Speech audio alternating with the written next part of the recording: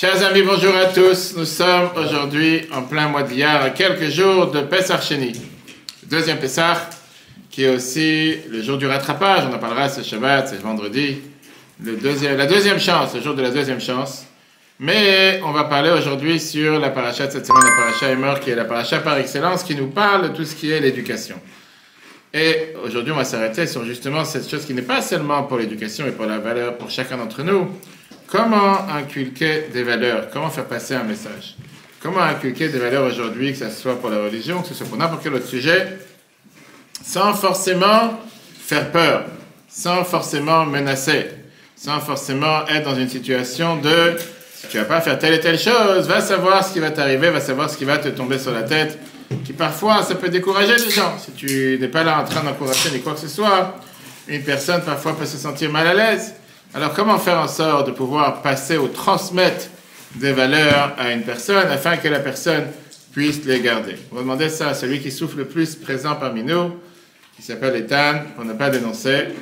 Dis-moi, qu'est-ce que tu en penses? Comment on fait passer des valeurs? Comment on peut faire passer des valeurs aujourd'hui? En restant calme. En restant calme?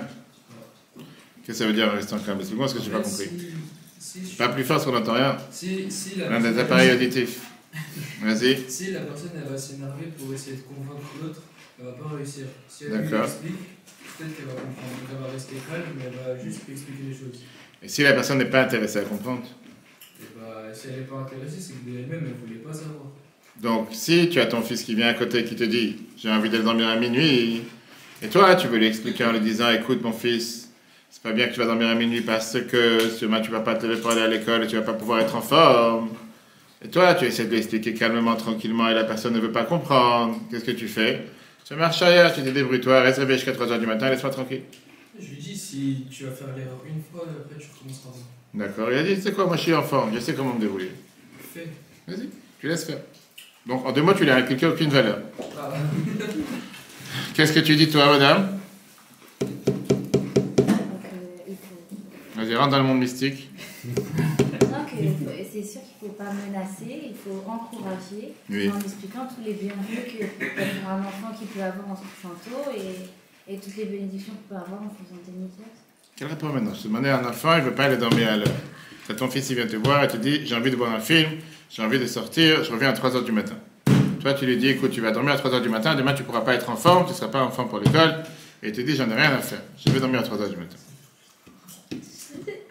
Pourquoi tu rigoles?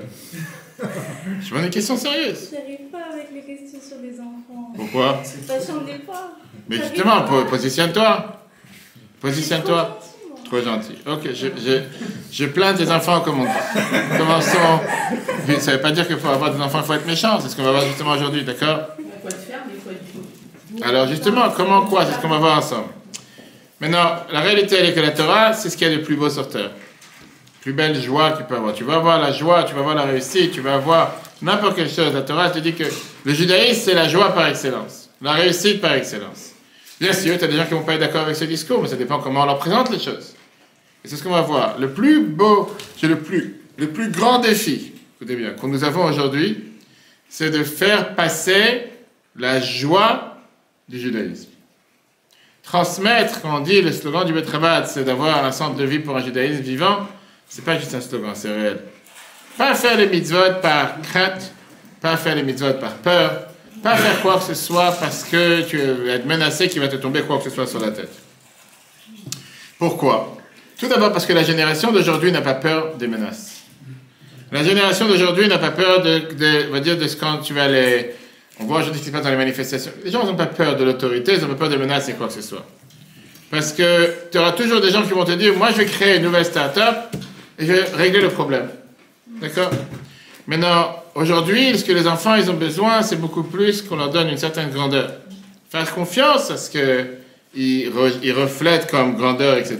Ils veulent faire partie de quelque chose qui est transformateur, qui change la vie. Et donc, le futur de l'éducation dépend énormément dans ce qu'on aime et on réussit à faire aimer. Oui ou non? Si tu aimes les pizzas, tu vas tout faire pour que tes enfants ils aiment les pizzas. Tu vas leur faire comprendre comment c'est quelque chose de bien. En 2 mots, vendre la belle histoire, une histoire familiale, et pouvoir valoriser la valeur du judaïsme comme la chose la plus idéale sur Terre. Pas mieux sur Terre, on va tout de suite voir. C'est cette révolution qu'on va voir dans la paracha de cette semaine. L'enseignement, le fait d'inculquer et de dire, de donner envie qu'il apprenne. Tout de suite, ouais. Mais c'est ce qu'on a demandé tout à l'heure. Comment? Donc les deux réponses qu'on a eues, on n'a pas eu de comment.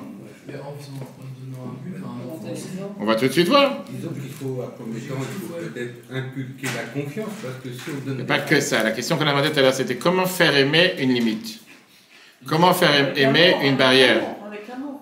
Ben justement, tu l'as dit, ne pas aller dormir à 3h du matin, parce que demain tu ne pourras pas être à l'heure au travail, tu ne pourras pas être à l'heure à l'école. Comment faire en sorte qu'il aime ce que tu viens de dire, qu'il accepte ce que tu viens de dire, et qu'il le fasse, d'accord? Comment la Torah, elle attend des Kohanim, puisque l'on parle des lois des Kohanim, des prêtres, qui étaient les pontifes adultes, de pouvoir inculquer à leurs enfants les barrières ou les limites qu'on leur demande depuis plus jeune âge. Ce qui est interdit pour tous, est interdit pour tous. Mais comment tu peux faire inculquer à des enfants Kohanim qu'il y a une différence entre eux, entre leurs camarades? Le fait, par exemple, qu'ils n'ont pas le droit de se promener dans certains endroits, de peur qu'ils vont rencontrer des ossements de mort, et qu'un Kohen n'a pas le droit de se rendre impur. Un exemple, c'est une distinction. Ou bien, le fait qu'un Kohen ne peut pas se marier avec une divorcée, ou une convertie, etc. Donc, comment tu expliques à un enfant qu'il est différent? Maintenant, ce n'est pas une question seulement pour les Kohanim, c'est une question dans la vie de tous les jours. Et c'est pour ça que dans la paracha de cette semaine, la Torah, elle commence avec la phrase « Et mort vers Martha, Rashi te dit, les hazir de l'im. Le hazir veut dire d'avertir, mais ça aussi veut dire de faire briller. On va tout de suite voir quelle est la différence. Et avec ça, on peut avoir la clé de comment faire passer le message, comment faire passer certaines barrières et certaines limites. D'abord, de quoi elle parle la paracha? Parachat Emor nous parle avec différentes limites dans la vie de tous les jours qu'on demandait aux Kohanim. Les deux limites essentielles, c'était l'interdiction de se rendre impur pour un mort et ne pas se marier avec certaines femmes. Un Kohen, par définition, pouvait se marier seulement avec certaines femmes et pas d'autres. Il n'a pas le droit de se marier avec une prostituée, il n'a pas le droit de se marier avec une femme qui est divorcée, il n'a pas le droit de se marier avec une femme convertie, etc., etc. Un Kohen simple, on ne parle pas d'un Kohen Gadol, le grand prêtre, il n'a pas le droit de se marier, il n'a pas le droit de se rapprocher à un mort qui n'est pas partie de ses 7 proches. On ne parle pas maintenant de participer à l'enterrement d'un de ses 7 proches, c'est pas de ça qu'on parle. Mais il n'a pas le droit de porter, de rester dans un endroit enfermé, dans un même lieu, par exemple dans un hôpital, dans une chambre mortuaire ou quoi que ce soit, ou même passer sur un endroit où il y a un mort qui est enterré en dessous. À part ça, on dit qu'il n'a pas le droit de se marier avec une convertie, ou bien une divorcée, ou une prostituée qui est née, ou bien une personne qui est née des relations interdites. Le grand prêtre avait 2 interdictions beaucoup plus graves. Il n'a pas le droit de se rendre impur même pour ses proches, et il n'a pas le droit de se marier avec une femme veuve. La seule personne avec qui il pouvait se marier, c'était seulement avec une femme qui ne s'est jamais mariée. Quelle était l'idée derrière d'abord? L'idée derrière, pourquoi cette distinction avec les Kohanim? C'était qu'un Kohen a le devoir de se marier avec ce qu'on appelle une perfection.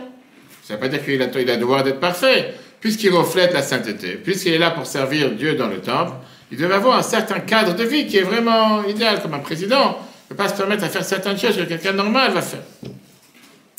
Donc pourquoi on ne peut pas se rendre impur à un mort? Parce qu'un mort, ça représente le contraire de la Gdusha, le contraire de la sainteté qui représente la vie. La Torah nous dit Va'atem advekim b'Hashem Elokechem chaim kulchem hayom. Nous, on est attachés à Dieu, c'est le reflet, la réflexion de la vie. Et c'est pour ça qu'il ne peut pas se marier, par exemple, avec une femme qui était déjà mariée et qui s'est séparée avec souffrance, parfois un divorce ou quoi que ce soit, qui montre un différent niveau. Mais non, tout le monde va dire, mais c'est quoi cette Torah machiste? C'est quoi cette Torah bizarre? En réalité, jusqu'à il y a quelques dizaines d'années, c'était interdit pour un enfant qui appartient à la royauté anglaise de se marier avec une femme divorcée. Le roi Édouard VIII, il a dû se séparer du trône parce qu'il était marié avec une divorcée, pardon. D'accord? Donc c'est pas que la Torah. Les gens, tout de suite, ils pensent à la Torah, etc. La même chose, quand tu vois les codes et les règles qu'il y a dans la royauté anglaise, comment servir un café, comment servir un thé, et des faux pas qui ont été faits avec M. Hollande et d'autres, comment tu dois te tourner d'abord à droite et pas à gauche, et tu dois d'abord servir l'eau et après le sucre, et tu dois remuer la cuillère d'une certaine manière et pas d'une autre manière, et j'en passe. Une fois j'ai lu tous les détails, je me suis dit, va savoir qui est intéressé à vivre comme ça aujourd'hui, en 2023. Mais c'est un certain code de vie, c'est comme ça qu'il faut vivre. Tu veux pas, c'est la reine qui doit commencer à parler d'abord avant que toi tu demandes comment c'est. Bref, il y a des centaines de lois. Quelqu'un qui ne veut pas s'adapter à ce mode de vie, il n'a pas le devoir de le faire. Mais tu fais partie de la royauté, tu as un certain mode de vie. Viens, la Torah te dit ici quelque chose de nouveau, qui est écrit seulement dans 2 endroits dans toute la Torah. chapitre 21, verset 1, Vayomer Hashem el Moshe, Dieu dit à Moshe, et mort la Kohanim ben Aaron, dis aux Kohanim, les enfants d'Aaron, va Martha Alem, et tu leur diras, les nefesh de Itama Be'amav, ils n'ont pas le droit de se rendre impurs pour n'importe quel âme. Maintenant, tout le monde demande la question, pourquoi c'est écrit 2 fois? Tu leur diras, et dis. Pourquoi 2 fois le mot dire? Viens à l'Agmara Ibamot, le traité Ibamot de l'Agmara, et te dit, et mort Ve'amarta, fais passer. Le mort Ve'amarta, ça veut dire quoi? La hazir de l'Imalaktanim, avertir les grands sur les petits. Qui veut dire, malgré que la Torah ne te donne pas une règle, une mitzvah de chinour, d'éducation, et si un Kohen petit, qui n'est pas bar mitzvah, est rentré dans un endroit impur, il n'y a pas un devoir d'aller le tirer et lui dire non, tu dois sortir. La Torah te dit, tu dois quand même faire attention. Tu n'as pas le droit de l'emmener dans un endroit qui est impur. Par exemple, un endroit où il y a de la pureté, etc., comme l'a dit une église, etc. La Torah, elle répète ça dans 2 autres endroits. Et les Chachamim, de là, ils ont appris une règle générale dans l'éducation. Est-ce que j'ai le droit de laisser mon enfant manger quelque chose de non cachère? Est-ce que j'ai le droit de laisser mon enfant faire telle et telle chose que je sais que c'est interdit? Ou bien tu vas dire que c'est un enfant, il n'est pas bar mitzvah, pas grave, il a le droit de faire ce qu'il a envie. Vers l'Agmara, Ibamot, page 114a, te dit la phrase suivante, Lo tochlum kishek etzem, lo ta'achilum, tu n'as pas le droit de faire manger à un enfant quelque chose qui est abominable. La Torah, elle te dit, pour avertir les grands sur les petits, de ne pas leur donner dans la main. Comme la Torah te dit, qu'on nefesh mikem le tochaldam, on n'a pas le droit de manger du sang, on a vu ça dans le parachat Shabbat dernier. La Torah te dit pareil, pour avertir les grands sur les petits, tu n'as pas le droit de donner quelque chose avec du sang, la cochonine ou quoi que ce soit, à un enfant. Et mort vers Martha, la Torah te parle ici par rapport au prêtre, au Kohen, d'avertir les grands sur les petits. Qui veut dire, même si un enfant qui n'est pas bar mitzvah, qui n'a pas 13 ans, il a pris de lui-même un insecte ou du sang, il n'y a pas une obligation de la Torah de l'éduquer, de lui dire laisse tomber cet insecte, tu as envie de manger juste cette sauterelle qui est en train de voler, laisse tomber. Tu as des gens que ça. Néanmoins, la Torah te dit tu n'as pas le droit de lui donner quelque chose dans les mains. Dans les mains, tu ne peux pas lui donner. Viens les Chachamim, nos sages, et ils ont appris de ça pour toute la Torah, qu'on n'a pas le droit de donner même à un enfant d'un jour quelque chose qui est interdit. Il a pris tout seul, c'est autre chose. Mais toi, volontairement, lui donner un sandwich jambon beurre, tu n'as pas le droit. D'accord? Maintenant, les Chachamim ont rajouté bien sûr à ça la mitzvah, le devoir des parents d'éduquer leurs enfants. Surtout le père, il a un devoir, il a la mitzvah, le commandement d'éduquer son fils. C'est pour ça qu'un père Kohen, il a le devoir, d'après les Chachamim, d'éduquer son fils qui est arrivé à un certain âge de compréhension, de ne pas rentrer dans certains endroits que c'est interdit de rentrer, et de le séparer, de l'enlever s'il est rentré de lui-même. Ça, c'est ce que Rambam nous dit dans les lois de deuil, chapitre 3, verset 12. Un petit Kohen, un Kohen qui est avant Bar Mitzvah, on doit le devoir de faire attention qu'il ne rentre pas et qu'il ne se mette pas impur volontairement. Et s'il s'est rendu impur, on n'a pas le devoir, le Bédin n'a pas le devoir de dire sors de cet endroit-là. Mais son père, qui a le devoir d'éduquer son fils, il a le devoir de l'éduquer avec la pureté. Alors, comme j'ai dit, ça c'est la parenthèse. C'est la parashat cette semaine, c'est la parenthèse, et ce n'est pas le sujet majeur dont on va parler ce soir. La question avec quoi on va s'arrêter, c'est essentiel, c'est comment éduquer un enfant à être différent de tout le monde.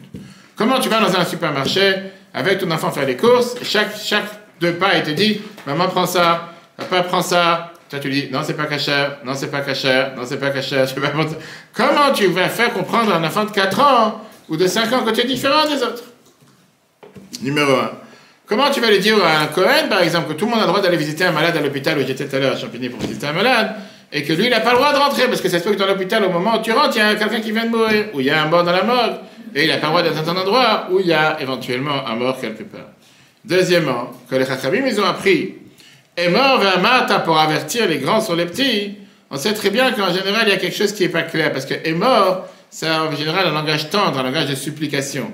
Alors que quand on te dit Daber, la Torah te dit Vaïdaber, Hachem, etc., c'est un langage beaucoup plus dur. Et le Chaim te demande la question, pourquoi la Torah elle t'a changé du langage normal et elle te dit est mort? En général, quand la Torah elle te donne des ordres, elle te dit Daber el Bnei Israël, parle au peuple juif, dis-leur, fais telle et telle chose. Il n'y a pas ici à, comment on appelle ça, à transiger ou être plus sympa. Dis les choses telles qu'elles sont. Là, la Torah t'envoie tout d'un coup un nouveau verbe, est mort. C'est bien du mot, les morts, de dire. C'est plus sympa, c'est plus, on va dire, faire passer le message de manière beaucoup plus doux. Pourquoi tout d'un coup la Torah elle a changé ici? Rabbi te demande aussi la question, pourquoi Rashi te dit le hazir? J'étais là, le hazir en hébreu ça vient du mot azara. Azara veut dire un avertissement. C'est avertir la personne. On aurait pu dire cette loi d'une autre manière. Surtout que, ici il n'y a pas seulement un avertissement, on te dit de faire attention que l'enfant ne fait pas telle et telle chose. Parce que quand tu emploies le mot le hazir, ça peut créer, je veux dire, une confusion, une erreur. penser que tu veux interdire le petit de faire une interdiction de manière active. Alors que d'après la halakha, il n'y a pas une obligation comme ça d'après la Torah. Comme je t'ai dit tout à l'heure, si un petit Shabbat, il va vouloir prendre une pierre ou un caillou qui est dans la rue ou porter quelque chose dans la rue, tu n'as pas le devoir de l'empêcher. Comme une fois, les Chachamim ont demandé au père d'éduquer son enfant, mais je parle d'après la Torah. On aurait pu choisir un autre langage. On aurait pu dire que les grands ne donnent pas aux petits. Comme on a l'habitude de dire que devant une personne aveugle, tu n'as pas le droit de mettre quelque chose, une pierre, pour pas qu'il trébuche, pour pas qu'il tombe. Donc il y aurait des autres langages qu'on aurait pu... Compris ou pas? Tu es là avec nous? Oui. Ou tu as la tête encore une fois dans la demi-cuillère ou la cuillère entière? Non. Ok, très bien. La question principale qu'on a, c'est comment éduquer un enfant à des interdictions, à des interdits. Ça touche pas, ça fait pas, ça prend pas. Et des fois, tu te demandes la question, c'est un enfant qui en a marre d'écouter les interdits. Des fois, il préfère que tu lui dises, reste dormir quand tu veux, joue à la PlayStation jusqu'à 2h du matin, bois une bouteille d'alcool, fais telle chose. Des fois, c'est beaucoup plus facile. Mais en fait, au lieu de dire les interdits, dis ce qu'il peut faire. Ah, vas-y, dis-moi. J'ai envie de dormir à 3h du matin. Non, un enfant, au lieu de lui dire ne dors pas à 3h du matin, Dis-lui quoi? Va dormir à 10h. du soir. Hein? Oui, du soir, pas du matin. Tu dis, tu peux dormir jusqu'à une certaine heure. Si tu peux dormir. Il a te dit, je viens ce soir, je vois un film. À quelle heure tu vas dormir, mon fils? 3h du matin. Qu'est-ce que tu lui dis? Non, jusqu'à 10h seulement. Lui alors? En quoi t'as solutionné le problème? Mais en soi, je veux dire, le film il finit à 10h30. Tu m'as entendu? Le film il finit à 10h30. Il va trouver un autre film à regarder. Il n'y a pas de fil. Il n'y a pas d'autre film. Non, mais c'est une magouille du gamin. Hein? C'est les magouilles du gamin quand il... Ok, c'est ce qu'on va voir justement. D'accord? On voit que dans ces trois endroits spécifiques, la Torah elle te dit la même phrase, les hazir de l'im alaktanim, de prévenir les grands sur les petits. C'est quoi les trois interdictions qu'on a mentionnées? Le sang, les reptiles et l'impureté des kohanim. Oui? C'est là? Chacun se demande pourquoi juste ces trois? Pourquoi pas ailleurs? Pourquoi la Torah ne dit pas ça par exemple pour la profanation des Shabbat? Manger le lait et la viande, l'envoyer voler. C'est-à-dire à un enfant, tu sais quoi, toi t'es un petit, tu es un passe-partout, va prendre telle et telle chose. Pourquoi pas? Pourquoi juste dans ces trois choses? Dans une merveilleuse lettre que le Rabbi écrit à Dr. Lau Eliyahu Young, qui était un des dirigeants du judaïsme orthodoxe en Amérique, et celui qui a créé tout ce qui est aujourd'hui la cache-route connue avec le symbole OU, d'accord? Là-bas, le Rabbi lui donne une leçon qui est une énorme, je veux dire, idée basique, fondamentale pour un parent et un éducateur. Le Rabbi dit que ces trois situations-là que la Torah elle a employées te montrent trois situations extrêmes dans lesquelles un parent peut arriver au désespoir. Dans ces trois situations, un parent peut parfois lever la main et dire « l'enfant il est perdu ». Il ne peut pas l'éduquer. Pas d'espoir. Premièrement, quand tu as un enfant qui te met à chaque fois au défi, avec des dérangements pas normaux. On va tout rentrer dans les détails. Deuxièmement, quand tu dois détacher un enfant d'une dépendance connue. Troisièmement, une habitude connue. Troisièmement, quand tu dois l'éduquer à une valeur que le parent lui-même n'est pas garanti ou n'est pas à 100% sûr que c'est une valeur qui est idéale. Et dans ces trois situations, des fois les parents se sentent perdus. Ils ne savent pas comment agir. La première, on va dire, la menace la plus stressante pour un parent, c'est parfois quand tu as un défi à surmonter par rapport à un enfant. Par exemple, un enfant qui a des dérangements, qui fait qu'il sort de la norme de la majorité. Il est hors norme. Il ne peut pas rester assis 10 minutes en classe. Un exemple. Il arrive en classe, 5 minutes après, il doit commencer à bouger, faire la panique, déranger les enfants. Ou bien parce qu'il a des dérangements d'écoute, ce qu'on appelle ça, il n'arrive pas à se concentrer. Ou bien parce qu'il est têtu. Ou bien il ne comprend pas la société. Et les parents deviennent fous. Et prendre un rendez-vous chez un neurologue pour savoir s'il a des problèmes graves dans le cerveau, le neurologue dit qu'il faut attendre encore 6 mois. Ou bien essayer de diminuer, que le neurologue le dispense des cours de rattrapage ou quoi que ce soit. Bref, en attendant, il n'y a pas avec qui parler. Le deuxième, c'est le fait qu'un enfant, il est dépendant à une certaine chose. La tête ne sort pas du téléphone, la tête ne sort pas de l'écran. Si c'est la PlayStation, si c'est le film, si c'est les jeux, peu importe. Il a focalisé sur ça. Tu essaies de t'asseoir avec lui, tu essaies de parler avec lui, tu essaies de tout faire pour qu'on fasse les devoirs, rien savoir. Il a la tête dans le jeu. Mais j'ai pas fini la partie, j'ai une autre partie. Tu es en train de parler avec lui, il n'y a pas. Tu peux lui confisquer, ça ne marchera pas. La tête, elle n'est pas là. Troisième menace, c'est des valeurs que parfois le père lui-même n'est pas assez fort dedans. Tu essaies de faire passer un message que toi, tu n'y crois pas.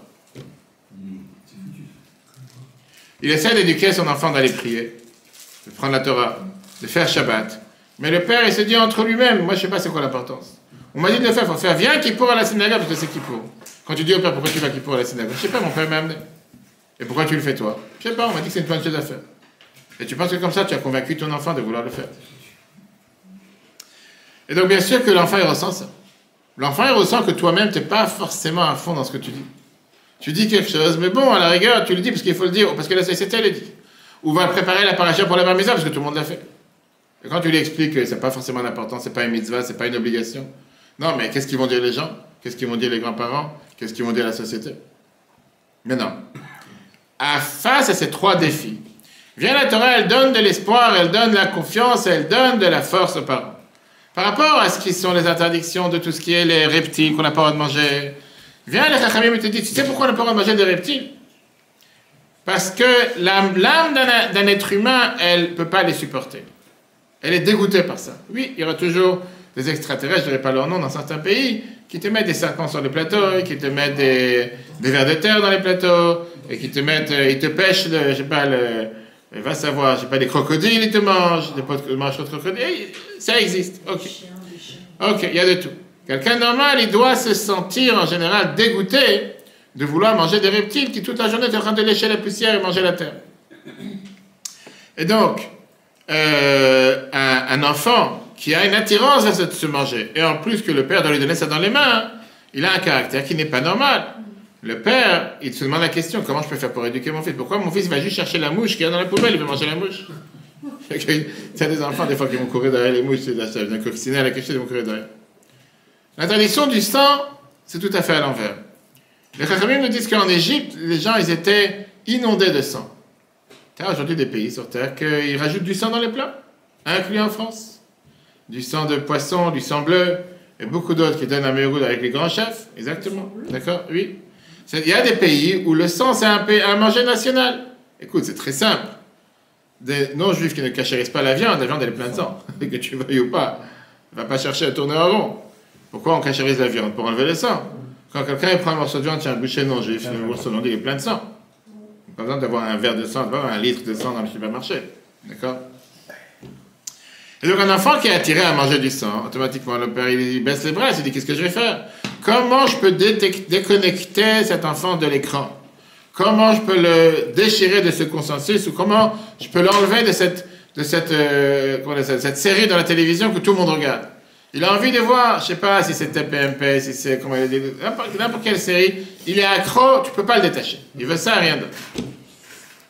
L'interdiction de s'en rendre impur à un mort, c'est le troisième défi. Parce que tout ce sujet d'impureté, c'est un sujet qui est totalement déconnecté. Déshabillé. C'est pas quelque chose de matériel. Va expliquer à quelqu'un, tu rentres dans cette chambre, tu deviens impur. Qu'est-ce que tu deviens impur? De quoi tu parles? C'est pas le corona, c'est pas le virus, d'un coup tu rentres, tu as respiré, paf, tu as attrapé le virus. De quoi tu parles? Et c'est pas de quoi tu parles, c'est une loi qui n'a pas de sens. Il n'y a pas d'explication. Si on revient à la source, un enfant qui regarde constamment la télé parce qu'il a envie de regarder la télé, est-ce Oui. que c'est pas l'erreur de départ à avoir laissé l'enfant à commencer à regarder la télé? Je suis tout à fait d'accord. Mais la question, elle est que tu as aussi, malheureusement, des fois qui sont attirés par la société, par les camarades, par les amis, quand il va voir telle chose, va regarder telle chose, tel écran, tel smartphone. Quand tu vois, je dis, aujourd'hui, tu vois des gens qui sont toute la journée sur leur portable pour tout et n'importe quoi, regarder 20 fois les mêmes nouvelles, Facebook, Snapchat, Instagram, et lire tout ce qui se passe chez les uns et chez les autres. Qu'est-ce que ça t'apporte tout ça? C'est du temps perdu, du temps gâché.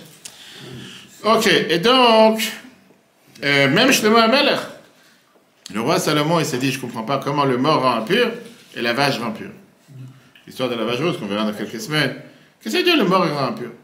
Qu'est-ce que ça veut dire tu es rentré dans une chambre où il y a un mort? Ou même si tu n'as pas vu le mort, tu rentres dans un hôpital, au sous-sol, au moins deux, il y a une mort où il y a des morts, toi tu vas au 18e étage pour aller voir un patient, il y a quelque chose qui ne va pas. Quel rapport? Il dit, je ne comprends pas de quoi tu parles. Ou tu vas dans un avion, il y a un cadavre, il y a un mort qui rentre dans l'avion pour être enterré d'un pays à l'autre.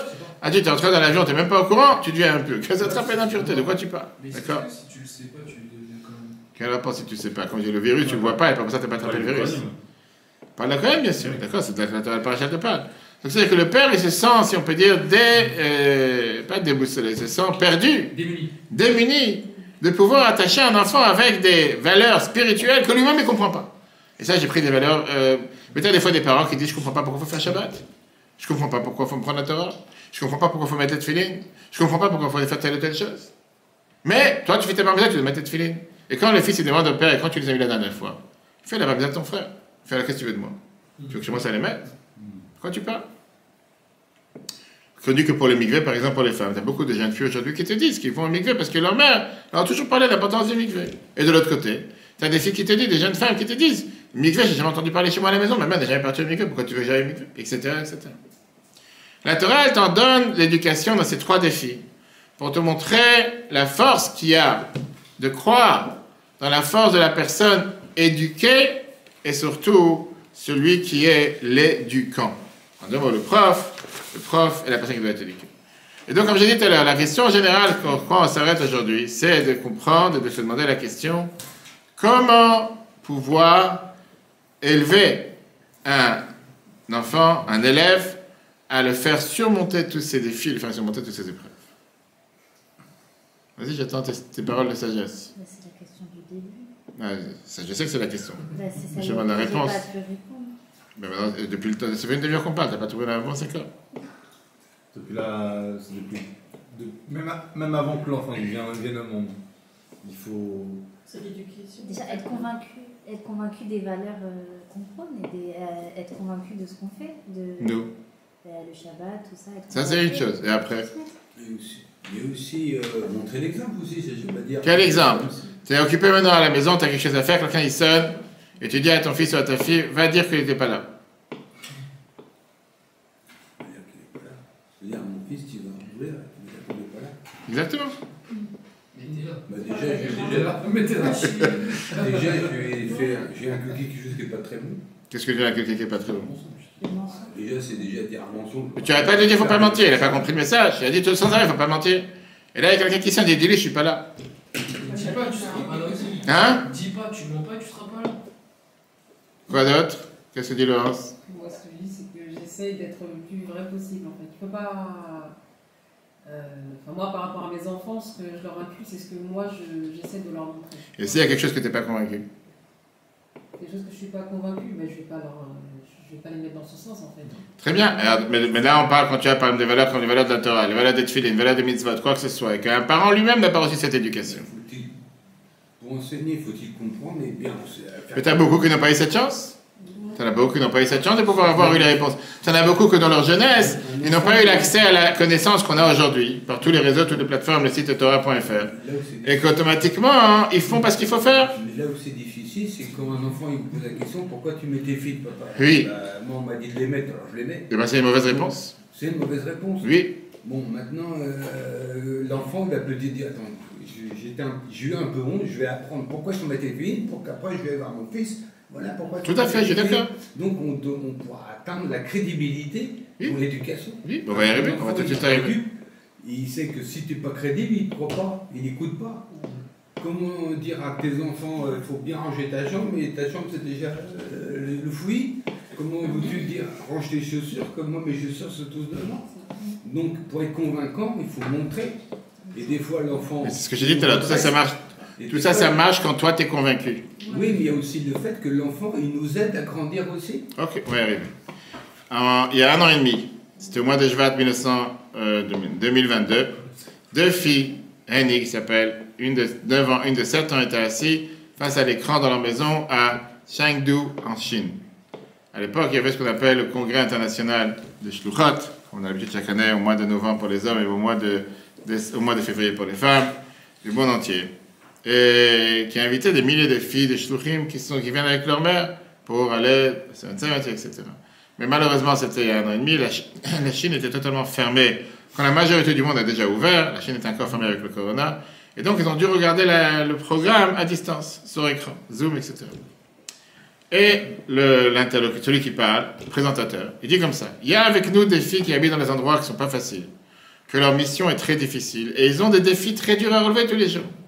On voudrait se tourner à ces filles en leur disant « Bravo, kol hakavod, c'est magnifique, pas tout le monde a la chance d'avoir du lait kasha, du pain kasha, de la kasha, etc. etc. » Eux, ils ont tourné la tête de l'écran et ils disent « Papa, maman, vous avez entendu?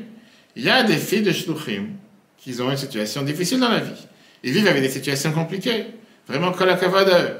C'est magnifique de voir qu'il y a des filles qui ont une situation compliquée. C'était leur réaction. Alors que pendant 2 ans, ils ne sont pas sortis de la Chine. Ils n'ont pas vu toute leur famille. Qui se sont battus avec la fermeture, comment on appelle ça, le confinement le plus dur au monde. Avec une police qui n'avait pas de pitié, ni quoi que ce soit. De l'autre côté du monde, sans aucune copine qui les ressemble, sans aucune école physique, sans aucun magasin caché, vous pouvez acheter des glaces ou des chips. Et néanmoins, ils ne s'imaginaient pas un instant que c'est difficile pour eux. Au contraire, ils vivent avec ce sentiment de mérite, de gloire, d'être heureux dans ce qu'ils font. Ça, c'est ce que s'appelle une éducation effective. Ça ne suffit pas de vendre les mitzvot. Fais telle chose, mange kosher, fais Shabbat, mets les tefillin, allume les bougies, mets la tzaka, etc. Et surtout pas de donner des avertissements. Ce qu'on vend, on vend le bonheur et le kiff. Faire avec la joie. Les enfants, par définition, ils aiment ce que les parents aiment. Une telle éducation est effective quand il y a de l'amour et quand il y a de la joie, de l'enthousiasme. Quand arrive le soir de Shabbat et que le père il fait attention de répéter un mot de Torah à table, il demande aux enfants de dire un mot de Torah, de raconter une histoire, ce qu'ils ont appris, un mot sur la paracha, et pour raconter un cours qu'ils ont entendu, et leur récompense sur ça, l'enfant il se dit c'est un kiff, je suis assis à table, on me valorise, on me donne, on participe, on me dit dire un mot. Quand on arrive au milieu de la semaine et que la maman elle se part de la maison, elle dit maintenant je sors un cours de Torah. Les enfants ils disent c'est magnifique. Voir ma mère qui sort et qui va maintenant donner un cours ou écouter un cours. Il n'y a pas que manger, crier, boire, dormir, etc. Mais non, quand arrive une fête et la maman rassemble les enfants pour décider alors quel gâteau on va faire pour cette fête, quelle glace on va préparer pour cette fête, quel plat on va préparer pour cette fête. Les enfants disent c'est quoi? C'est magnifique, on a une fête et il y a une valeur à cette fête. Et c'est pour ça que les rabbins de Chabad expliquaient ce mot qu'on a dit, les hazir. Les hazir, c'est pas seulement d'avertir, le mot avertissement. Dans la Gemara Shabbat, page 118b, c'est écrit Avour, B'mai, avait les dirigeants de la Gemara, les Amoraïm, avaient l'habitude de demander la question quelle est la mitzvah unique dans laquelle ton père fait le plus attention? Dans quoi il excelle, exactement. Il faisait attention avec les tzitzit, qui ne marchaient pas avec 2 mètres sans tzitzit. Il faisait attention de ne pas aller dormir avant de dire une louange sur son ami. Il faisait attention de faire entrer Shabbat un peu plus tôt. Il essayait de préparer le poisson pour Shabbat. L'autre, il essayait de préparer un plat pour Shabbat, etc., etc. Qu'est-ce que ça veut dire, Zahir? On ne parle pas du Zahir. C'est un pays. D'accord? Zahir veut dire être, on a dit faire attention, mais aussi briller. On parle du mitzvah, bien sûr, ça existe, un Shliach Chabad là-bas. Ça existe encore? Le Zahir, le Congo, c'est exactement la même chose. C'est la République du Congo. C'est le Congo maintenant. C'est la même chose, c'est le Zahir, d'accord? Et le Shliach, le Rav Ben Teli, là, qui est la Shliach de Chabad et qui dirige toute l'Afrique, etc., bien sûr. Et donc, qu'est-ce que ça veut dire quand tu demandes dans quoi ton père fait attention? Quoi, tu fais pas attention aux autres mitzvot? Il n'y a que cette mitzvot tu fais attention et le reste, non. Viens à l'Admor Azaken au nom du Baal Shem Tov Zahir, il te dit c'est bien du mot Zohar, qui veut dire briller, dans laquelle il excelle, dans laquelle il est mieux que tout le reste. En 2 mots, c'est pas qu'il faisait attention à cette mitzvah et pas aux autres, mais dans laquelle il brille, dans laquelle il va être le meilleur, dans laquelle on voit que ça remplit son âme, et dans laquelle il prend avec cette mitzvah ses forces pour faire tout le reste de la Torah. Rabbi te dit qu'est-ce que ça veut dire le hazir de l'im al-aktanim, qu'est-ce que ça veut dire d'avertir, la traduction simple, les grands sur les petits, c'est de faire éclairer, de faire briller les mitzvot, de montrer l'importance des mitzvot aux enfants. Et comme ça, les enfants eux-mêmes vont vouloir les suivre. Un père Cohen qui raconte à ses enfants, tu sais la chance que tu as, le mérite que tu as, d'avoir des mitzvot particulières qui sont que pour toi et pas pour les autres. Je veux dire combien Korach était prêt à payer pour pouvoir devenir Cohen. Comment les Kohanim, les Tzdukim, qui étaient ceux qui croyaient seulement dans la Torah orale, et pas la Torah écrite et pas la Torah orale, le temps du 2e temple, ils vous ont versé tout leur argent pour pouvoir entrer dans les saints des saints. Ils ne sont pas sortis vivants, malheureusement. Et néanmoins, des autres sont venus l'année d'après parce qu'ils voulaient avoir la même gloire, etc., etc. Regardez une histoire qui s'est passée avec le Rabbi lui-même. En 1961, le Rav Lou, qui est un shliach de Rabbi à Londres, il est parti diriger un Shabbat étudiant dans une université en Pennsylvanie, pas loin de New York. C'était énormément réussi, il y avait 300 étudiants juifs, et avec une vingtaine, il a eu un lien beaucoup plus proche. Après 2 semaines, le groupe des étudiants est arrivé à Cronage, dans le quartier du Rabbi, jeudi soir, pour entrer en audience privée chez le Rabbi. Un d'entre eux est resté en audience privée avec le Rabbi pendant 1h30. Plus tard, il a raconté qu'il est un Cohen, et qu'il avait un contact, qu'il était en connaissance d'une femme non juive, pas de la communauté, et qui voulait la convertir. Jusqu'à là, tu vas me dire, n'importe quelle personne qui veut se convertir, il a le droit. Le problème, c'est que c'est bien pour n'importe quelle personne, normal, mais un Cohen ne peut pas se marier avec une convertie. Donc le rabbi il essaie de lui dire en lui disant, c'est bien une personne qui veut se convertir, d'après la halakha, etc., pourquoi pas, qui est sincère, qui est sérieuse, pourquoi pas. Mais tu dis que tu l'as convertie pourquoi? Pour te marier avec elle. Toi, t'es Cohen, tu ne peux pas te marier avec elle après. Lui, il n'était pas convaincu. Il s'est dit, mais je l'aime, et je suis prêt à tout faire pour elle. Le rabbi lui montre la bibliothèque qu'il y a dans sa chambre. Il lui dit, regarde, tous ces livres qu'il y a dans la chambre, je les connais. Je les connais sur le bout des doigts. Et néanmoins, je n'ai pas la force de devenir un Cohen. Toi, tu as un cadeau que Dieu t'a donné. Tu es né Cohen, et tu as été choisi pour ça, c'est comme ça que Dieu t'a choisi. Valorise ce cadeau. C'était les mots que le rabbi a dit. Il n'a pas dit, comment tu oses faire tel et tel. Valorise le cadeau que Dieu t'a donné. Il est sorti, et après il a dit que grâce à cette phrase, il a coupé les ponts, il s'est dit, on reste amis, mais on ne peut pas se marier ensemble. Le rabbi précédent, il écrit ça dans un livre de Mamarim, dans un livre de discours, 1948, page 240.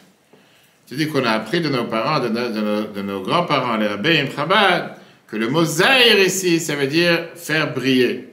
Qui veut dire par quelle mitzvah tu excelles, et par ça, ça te donne la force de faire tous les restes des mitzvot. Alors prenons un exemple. Le Tantruma te dit, comment pouvoir faire respecter les valeurs de la Keuna. C'est un exemple avec un roi qui est parti voir un cuisinier. Et il lui a dit, regarde, va pas regarder les morts toute ta vie pour ne pas rendre impur mon palais. En deux mots, ce qu'il voulait lui dire, c'est que ce n'est pas un fardeau sur le Kohen. C'est un niveau séparé, un niveau plus élevé. Tu es plus élevé que tout le reste du peuple juif parce que tu représentes le roi. C'est comme un ministre qui ne peut pas faire n'importe quelle bêtise. C'est comme un juge qui ne peut pas faire n'importe quelle bêtise, qui ne peut pas aller dans n'importe quel endroit. Tu n'es pas comme tout le monde. Tu es différent des autres. Le Kohen, il est choisi pour pouvoir servir Dieu. Saint Neshama, il a été choisi parmi 600 000 âmes qu'il y a dans le peuple juif. Automatiquement, c'est comme si tu étais choisi pour être cuisinier chez le roi. Tu dois garder un certain niveau de pureté. Tu ne peux pas faire n'importe quelle bêtise. C'est comme dans une certaine synagogue, tu as quelqu'un qui ne peut pas monter à la Torah parce que il ne peut pas monter, pour lever le sefer, faire ce qu'on appelle l'agba, lever le sefer. C'est un grand, un médecin pour les yeux, un grand ophtalmologue, merci. Et c'est un des plus grands chirurgiens en Israël dans son domaine. Maintenant, lui, il n'a pas le droit, il n'a pas envie de se mettre en danger d'avoir un des nerfs qui peut être parfois bloqué ou quoi que ce soit. Et donc, il s'est dit, puisque ça, il y a certains sports qu'il n'a pas envie de faire, de peur qu'il peut risquer telle et telle chose, et automatiquement, il ne va plus pouvoir exercer son métier. Est-ce que c'est une limite ou c'est une gloire? Ou c'est un certain niveau qui se met? Est-ce que le fait, par exemple, qu'il ne peut pas jouer au foot avec ses enfants, parce qu'il risque de pouvoir tomber, se briser, se casser un pied ou quoi que ce soit, c'est une interdiction qui s'est imposée? Ou c'est un certain niveau de vie qui se dit que puisque j'ai la chance de pouvoir sauver la vie de tellement de personnes, et que je suis un des seules personnes uniques qui peut le faire, je dois faire un certain... Et c'est la même chose avec ceux qui vont dans les fusées spatiales, et c'est la même chose avec les sportifs. Chacun qui a cette adaptation à un tel niveau de sport, ou dans une fusée, il sait très bien qu'il aura un certain régime, un certain mode de vie, et c'est pas pour autant qu'il ressent toute la journée avec une corvée, ou qu'il ressent ça avec une angoisse, ou avec une limite, ou avec une barrière. Quel malheur! Parce que je suis sportif, je ne peux pas manger telle et telle chose. Parce que je vais dans la fusée spatiale, je ne peux pas manger tel et tel croissant frais le matin, ou quoi que ce soit. Va savoir, d'accord? C'est la même chose que la Barbanel nous dit, qu'on doit avoir quand on parle avec les deux autres interdictions qu'on a parlé, qui sont les différents reptiles et le sang. Pourquoi la Torah t'a interdit de manger tous ces mangés qui sont abominables et qui rendent impure l'âme et qui font donner à la personne une tendance de fermeté ou de pouvoir être totalement rabaissé jusqu'à terre, renvoyer ce souffle divin ou ce souffle de pureté qu'une personne pourrait éventuellement avoir. De la même manière qu'un pilote d'avion, il y a certaines exceptions, mais il n'a pas le droit de se saouler. Il n'a pas le droit d'aller dans les boîtes de nuit. Et malheureusement, plein de fois, on a rencontré les dernières années des pilotes qui sont entrés dans les avions de certaines compagnies qui étaient sous. Il doit toujours avoir une tête claire. Pareil, Dieu a choisi le peuple juif d'une certaine manière, qui est de pouvoir attacher le haut et le bas, le matériel et le spirituel, la sainteté, la pureté. Et donc, tu ne peux pas manger certains éléments qui font partie des 3 sources d'impureté qui sont les plus basses et qui pourraient boucher ces vaisseaux et ces tuyaux qui peuvent ressentir la lumière divine. Tu dois garder ce qu'on appelle une performance spirituelle élevée, comme un sportif de haut niveau. Maintenant, ça, c'est la manière quand tout marche bien. Les Rachamim étaient dit qu'il y avait des Kohanim, qu'ils étaient capables, pendant des heures et des longs jours, de pouvoir se battre contre les tendances du mauvais penchant. Parce qu'ils se sont dit, moi, j'ai été choisi pour faire partie de l'élite. la garde républicaine, de faire partie de la garde proche du président. Certaines choses que je ne peux pas faire. Je ne pourrais pas participer à chaque fête, je ne pourrais pas participer à chaque événement, mais j'ai la chance de pouvoir accompagner le président où j'ai envie. D'accord? Maintenant, on comprend pourquoi la Torah t'a dit, on a dit tout à l'heure le mot émor, qui veut dire un langage de gloire et un langage de grandeur. La Torah, elle appelle les Kohanim en disant, regardez, prenez cette grandeur, prenez cette chance que vous avez.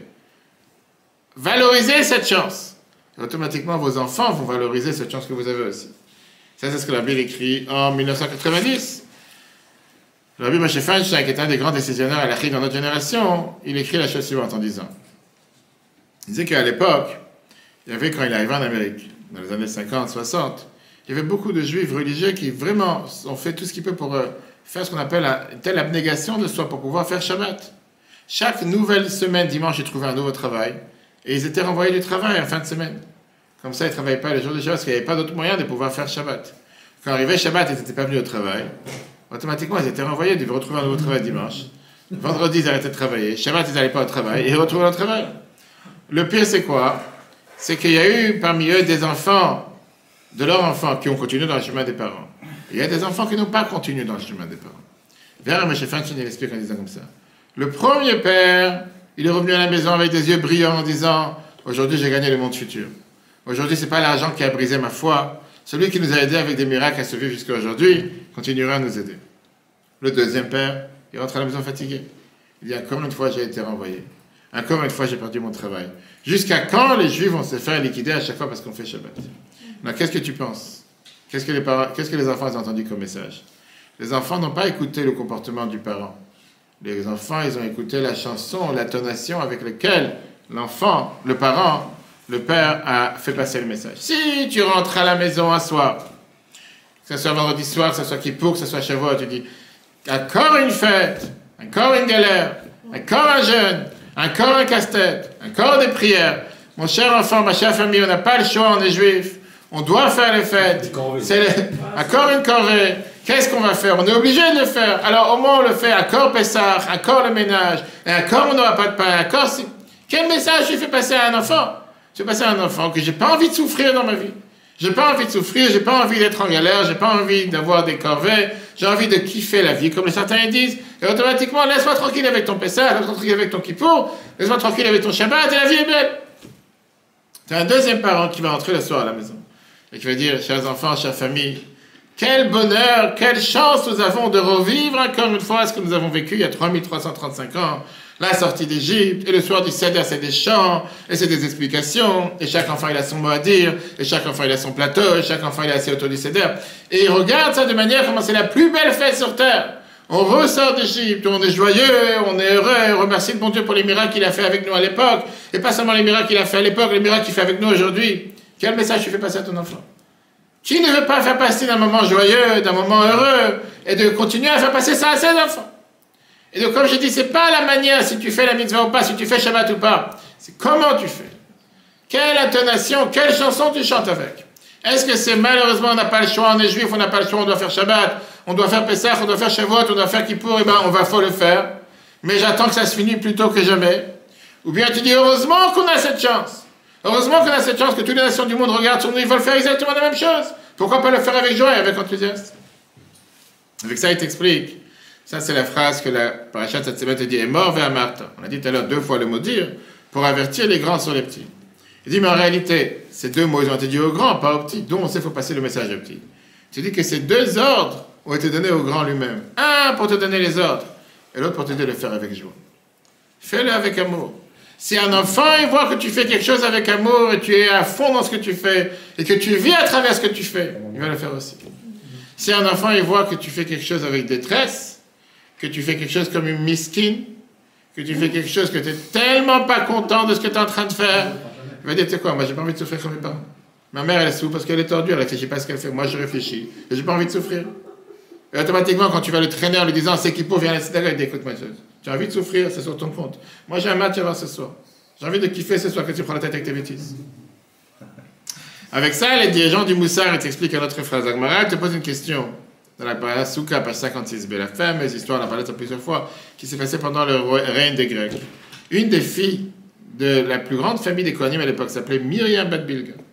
Miriam Bat Bilga, elle s'est grecque qu'Israël s'est convertie, elle est devenue grecque. Elle s'est mariée avec un des ministres, des chefs de l'armée grecque. Une fois, elle est rentrée, le bataillon de son mari est rentré dans le temple pour profaner le temple. Elle rentre impure. Myriam s'est rapprochée du temple. Elle a tapé avec sa chaussure sur l'autel sur laquelle on donnait le sacrifice au Misbéach. Elle a crié « Loup, loup !» en parlant d'un loup. « Jusqu'à quand tu vas vider l'argent du peuple juif et tu ne vas pas les aider quand il faut ?» Au final, au départ, l'autel, le Misbéach sur lequel on donnait les sacrifices, il ne faut pas donner les fautes du peuple juif. Et par ça que Dieu écoute en prière. Il fait, t'es bon pour prendre tout ce qu'ils ont besoin comme argent, prendre leurs animaux. Mais quand ils font appel à toi, t'es pas là pour répondre. Les Chachamim, à l'époque, ils ont tellement été bouleversés, ils ont dit, quoi? Une fille de Cohen? Ça, c'est son problème. Elle a commencé à se marier avec un grec. Elle est devenue totalement grecque et c'est pour ça qu'elle fait honte au temple. Et c'est tout, c'était une famille qui avait ce qu'on appelle cette garde officielle dans le temple, etc. Et elle se permet de rendre impur ou de profaner le temple de cette manière. Ils ont décidé de punir toute la famille. En disant qu'à l'époque, il y avait ce qu'on appelle des boucles, qui étaient des bagues par terre, qui étaient fixes, dans laquelle on amenait les animaux pour pouvoir amener à l'abattoir, etc. Et chaque famille de garde avait sa bague dans laquelle elle savait que ça c'était, on va dire, sa garde d'aujourd'hui. Ils ont décidé de mettre un cadenas dessus. Ils ne pourront plus venir servir au temple. Jacques Marel dit, quelle est la faute du père qu'il a eu à une fille qui s'est conduite de manière tordue, de manière mauvaise? En quoi le père est fautif? En quoi la famille elle est fautive? En quoi toute la famille de Kohanim est fautive d'avoir une fille qui est sortie, qui a dévié de la route? Et la Marel te répond, un enfant, il répète dans la rue ce qu'il entend dans la maison. Bien sûr qu'il y a des exceptions, la règle est que quand vendredi soir à table, ou n'importe quel repas à table, tu parles que de la politique et de tous les malheurs qu'il y a sur Terre, et comment la vie est misérable, et comment tu vis dans le pays le plus tordu sur Terre, et comment tout ce qui se passe sur Terre, c'est l'enfer. Qu'est-ce que tu veux qu'un enfant entende comme message? Tu veux qu'il ne répète pas ça dans la rue? Et que de toutes les façons, on va être, je sais pas quoi, on est poursuivi, et tout est négatif, et tout est... Sans le vouloir, sans se rendre compte, c'est le message que tu fais passer à un enfant. C'est pas ce que tu lui diras avant ou après, sois bon élève à l'école ou quoi que ce soit. C'est la manière de qu'est-ce que tu te lamentes à longueur de journée. Alors, tout le monde demande la question. Le père qui est Cohen, qui a travaillé toute la semaine, c'est un chef de garde au temple. Il a travaillé, il a donné sa vie pour travailler au temple pendant 7 jours sans recevoir même un salaire. Quoi, tu vas dire que le père, il disait, c'est quoi cet hôtel, c'est quoi ce temple qui gaspille l'argent du peuple juif? C'était beaucoup plus raffiné que ça. Parce que 2 pères revenaient de ce qu'on appelle la semaine de garde. Un, il était assis à la maison avec des yeux en disant « Merci Dieu, le temple est merveilleux, les Juifs n'arrivent pas de venir en masse pour amener des sacrifices, faire des offices. » Un, il pleure sur le sacrifice, on a tous pleuré avec lui. Un, on l'a encouragé. Un, il a raconté un miracle qu'il a eu, il a amené un sacrifice de remerciement au temple, on a tous dansé avec lui. Quel mérite j'ai de pouvoir servir Dieu dans le temple et d'accompagner le peuple juif en train d'amener ses sacrifices. Le père de Myriam, il rentre à la maison. Et lui, il s'assoit sur le canapé et il commence à pleurer. Il fait « Mais les gens, ils nous rendent fous. Mais j'ai vu que des fous aujourd'hui. » Un, il a amené 100 sacrifices de dons. L'autre, il ne sait pas quoi faire avec son argent, qu'il a qu'à donner ça aux pauvres dans un réseau du cœur au lieu de venir au temple. Qu'est-ce qui brûle tellement d'argent sur le temple? À quoi ça sert de perdre tout son argent sur l'autel, etc. Qu'est-ce que tu imagines que la fille entend comme message? Elle s'est dit, oui, il y a un hôtel, il y a le temple dans lequel on met le sacrifice, et les gens sont en train de brûler leur argent dessus. Ça la déchire plus qu'autre chose. Et quand elle va une fois rentrer dans le temple voir cet hôtel, elle va les massacrer de coups avec sa chaussure. Pourquoi tu brûles les sacrifices du peuple juif? Et c'est pour ça qu'on dit qu'il y a une différence dans les 4 questions qui sont posées le soir du Seder. Alors que chez les Ashkenazes, la première question c'est Chametz ou Matzah. Pourquoi toute l'année on mange du Chametz ou de la Matzah et Pesach on mange que de la Matzah? La deuxième c'est le Maror. Pourquoi toute l'année on mange tous les différents légumes, ce soir on mange que les abamères? Et la troisième c'est les 2 manières de tremper. Dans la Haggadah de Rambam, et chez les Sfaradim, et chez l'Admor HaZaken Chabad, on commence d'abord avec la question de tremper. Pourquoi tous les soirs on trempe pas une seule fois, et ce soir on trempe 2 fois? Oui. Le sort de Rambam il est très étonnant. D'un côté, d'abord l'importance des mitzvot. On aurait dû commencer à poser la question, la matzah, c'est le mitzvah de la Torah. Le maror, les chachamim de nos jours. Tremper le karpas dans le salé ou le maror, les abamères, dans le charos, c'est une coutume. Deuxièmement, même la manière comment se déroule le processus du Seder ce soir, il est aussi différent. D'abord on met le plateau, après on mange ce qu'on mange au départ, et tremper le maror dans le charos, c'est ce qui est l'essentiel de tremper, c'est à la fin, c'est après tous les autres. Donc pourquoi tu as commencé à parler d'abord de la question qui est de trempage, alors que c'est quelque chose qui est banal. Le rabbi, il explique, c'est tellement riche, on répète ça tous les ans, Pessah dans la Seder, les côtés Sichot 1, page 245. Le rabbi dit que Maïmonide veut te faire passer ici les bases de l'éducation. Un enfant fait attention aux coutumes qu'un parent y rajoute. Un enfant ne s'émouvoit pas des mitzvot que tu fais parce que tu as le devoir de le faire. Parce que c'est qu'il a le devoir de faire. Certaines choses, je n'ai pas le choix, je dois faire. Il s'attache beaucoup plus à qu'est-ce que tu fais en plus du devoir. Qu'est-ce que tu fais hors de la règle de la loi. À la chanson que tu chantes, au plat de la maman. Un enfant, il ressent le sentiment du parent. Il ressent l'enthousiasme et l'amour du parent. Et donc, juste les coutumes qu'un parent il fait de sa bonne volonté, de son bon gré, c'est ça qu'il attrape. Comme on dit aujourd'hui dans le monde de la communication, dans le monde du marketing. Ça, c'est pour toi, Ethan. Écoute bien. Personne ne se rappellera ce que tu lui as dit. Personne ne se rappellera ce que tu as fait pour lui. Mais personne n'oubliera ce que tu l'as fait ressentir. Ça, c'est bien sûr en rapport avec l'Akba Omer, mardi prochain, si Dieu veut, dans une semaine, mardi soir, on aura les grillades. Le livre de Rabbi Shimon Bar Yochai est appelé le livre du Zohar. De la même manière, parce que Rabbi Shimon Bar Yochai te dit Maskilim yazhiru, que Zohar, qui a ceux qui réfléchissent, ils vont pouvoir briller comme brille le ciel. Le Rabbi avait fixé la raison pour laquelle l'Akba Omer a fait des parades de l'Akba Omer, où des dizaines de milliers d'enfants juifs du monde entier marchent dans la rue avec fierté juive, pour remercier Dieu sur le mérite qu'on a fait partie du peuple juif. Et donc, bien sûr qu'on prie tous les jours que Dieu l'envoie Mashiach, qu'on puisse voir le dévoilement de Rashbi, Zohar, qui est l'auteur de la Kabbale, l'auteur de la Chassidut, etc. Mais notre devoir, c'est de se rappeler qu'est-ce que ça veut dire, faire passer le message, comment le faire passer. Ça, c'est l'enseignement qu'on apprend à la paracha cette semaine. Écoutons cette merveilleuse histoire pour finir. Un juif raconte comme ça. Il dit, mon père, c'était quelqu'un il était un homme simple, métier simple. Il ne comprenait pas qu'est-ce que ça veut dire éduquer les enfants, il ne savait pas éduquer. Il ne savait pas lire l'hébreu, à peine il savait prier. Il ne m'a pas appris la Torah. Il ne m'a pas éduqué avec des valeurs. Il ne m'a pas éduqué pour savoir comment faire face aux différents défis de la vie. Mon père a survécu l'Holocauste. Moi, je suis un rave de communauté, je suis un homme d'éducation, je suis un prof dans une école, mais je suis tout, du matin jusqu'au soir, le fils de mon père. Il y avait une boîte de tzaka dans notre maison. C'était une vieille boîte en carton qui était vieille, qui était usée, qui était toujours accrochée à la porte de la maison.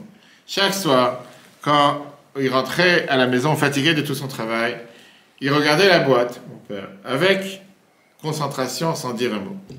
Après ça, il mettait la main dans la poche et il mettait 3 pièces dans la boîte. Il choisissait une pièce, il regardait avec attention sur la pièce. Après ça, il la mettait dans la boîte de tzaka. Mon père fermait les yeux et disait « Merci Dieu de m'avoir donné un enfant ». Après ça, il prenait une deuxième pièce avec le même sérieux et il disait « Merci de m'avoir donné un enfant qui prie et qui fait des bénédictions ». Après ça, il prenait une troisième pièce et il dit « J'ai une seule demande. La seule demande que je te demande à Dieu, en parlant à Dieu, que cet enfant continue à prier et à faire des bénédictions. Plus de ça, je n'ai pas besoin. » Et comme ça, il refaisait ça tous les soirs pendant des dizaines d'années. Les années avancent. L'enfant raconte « Je me suis marié. » Passe 8 ans de prière et 8 ans dans lesquels on a fait tous les essais médicaux possibles que je ne pouvais pas avoir d'enfant. Et finalement, j'ai eu un enfant. Au moment où on m'a annoncé cette nouvelle, j'ai sauté de joie. Pas pour raconter à quelqu'un, parce qu'il n'y avait personne autour de moi. Mais j'étais tellement plein de larmes et plein de joie, j'ai commencé à courir. Je suis arrivé à côté de la maison de mon père, j'étais à côté de cette boîte. Quand j'avais des larmes, j'ai ouvert mon poignet, j'ai sorti une pièce et j'ai répété « Merci de m'avoir donné un enfant ». Et tout d'un coup, j'ai levé les yeux, j'ai vu qu'il était à côté de moi. J'avais mon père qui était à côté avec ses 3 pièces, en train de refaire la même scène qu'il a fait tous les jours. En 2 mots, il dit, ça, c'est le plus grand héritage que j'ai reçu. Cette boîte qui m'accompagne jusqu'à aujourd'hui. Quel est le message de cette histoire? Le fait que, peut-être le père, c'était un illettré, il ne savait pas lire, il ne savait pas enseigner, mais la sincérité avec laquelle il faisait les choses, le cœur qu'il mettait dans la mitzvah qu'il faisait, ça fait passer le message à son enfant, et son enfant, il a continué à la suite. Alors bien sûr, il ne faut pas se suffire avec ça, surtout quand on parle maintenant bientôt, le gala du travail, c'est pas avec 3 pièces qu'on va faire l'affaire, c'est pas ça qui va faire la différence. Mais le message qu'on apprend de ce soir, c'est tellement riche. Tu ne peux pas dire à un enfant, fais telle chose parce qu'il faut le faire. Parce que si tu dis fais parce qu'il faut le faire, c'est garanti qu'il va, bravo, tu as tout compris. Ou bien il va le faire, mais il va le faire comme tu veux. Fais avec joie, fais avec enthousiasme, sois heureux, sois fier. Et l'enfant, il a ressenti. La ferveur. c'est pas seulement l'attention, c'est que plus de qu'est-ce que tu dis de faire, il va voir qu'est-ce que toi tu fais. Il va le faire comme il a ressenti. Comme il ressent que toi tu donne ressens. envie. Comme il ressent que toi tu ressens. Ça c'est Il va important. accomplir ce qu'il a ressenti. S'il voit que tu fais les choses parce que tu as assez une corvée, c'est comme j'ai dit, sans le vouloir, tu te plains, tu n'es pas heureux, etc. Le cours en replay sur retora.fr. Demain soir, le Women's Club avec décoration florale. Mardi soir prochain, l'Akba. Merci Dieu veut. Bien sûr, après Shavuot, on l'attend de reparler. Très bonne journée à tous et Dieu veut à la semaine prochaine.